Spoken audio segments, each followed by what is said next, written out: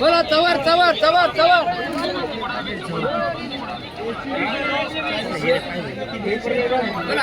दादा बोला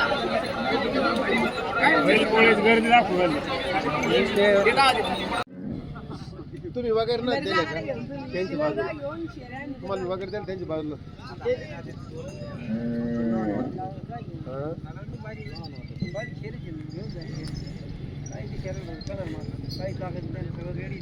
ए चिकू चल घेऊन जा काहीच नाही मला फोकाट नाही म्हणून पाहुणे वगैरे जा तिकडे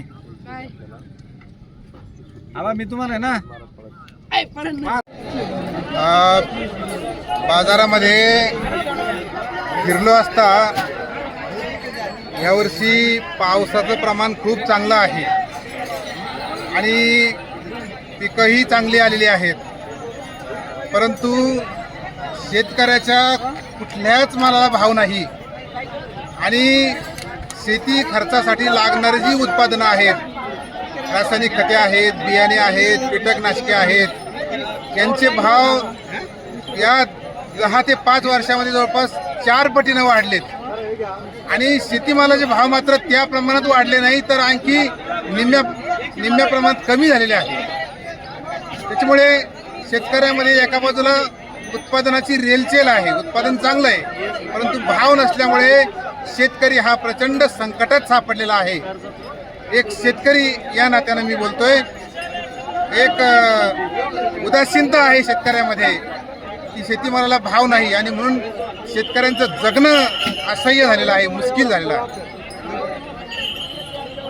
पोल बाजारचं आता यावर्षी आता उद्या पोळा आहे आणि या पोळ्याची सारं मार्केट आहे भरलेलं या ठिकाणी, परंतु शेतकऱ्यामध्ये त्यांच्या बैलाचा पोळा आहे, सर्जा राजाचा पोळा आहे, एक उत्साहाचं वातावरण आहे, परंतु काही माल विकायला आणावं तर त्याचे पैसे होत नाही आणि इकडे त्यांच्या सर्जा राजाची उद्याची पोळ्याची सणाची तयारी त्यांना तर करावीच लागते. त्याच्यामुळे असं दुहेरी संकटामध्ये हा शेतकरी सापडलेला आहे.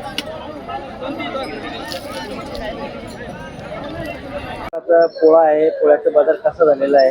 पोळ्याचा बाजार पावसा पाण्यामुळे चांगला आहे आणि तरी बैल म्हणजे ग्रामीण भागात कमी होत चालले ट्रॅक्टरच्या वापरामुळे, तर सेल थोडं आता कमी होत चालला. पण पाऊस पाणी चांगलं आहे म्हणून गिऱ्हाईक यावर्षी, मागच्या वर्षी पाऊस नव्हता म्हणून फरक होता खूप.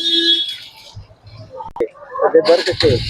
गोंडे 100 रुपये, 150 रुपये जोडी, 200 रुपये जोडी असे. मोरकी 50 रुपये, 60 रुपये, 70 रुपये. मागणी कशी? मागणी चांगली आहे.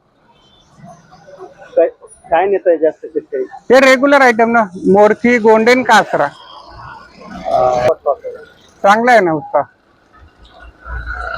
काय नाव आपलं? रिखब नाव काय आपलं? रिखब अंचलिया.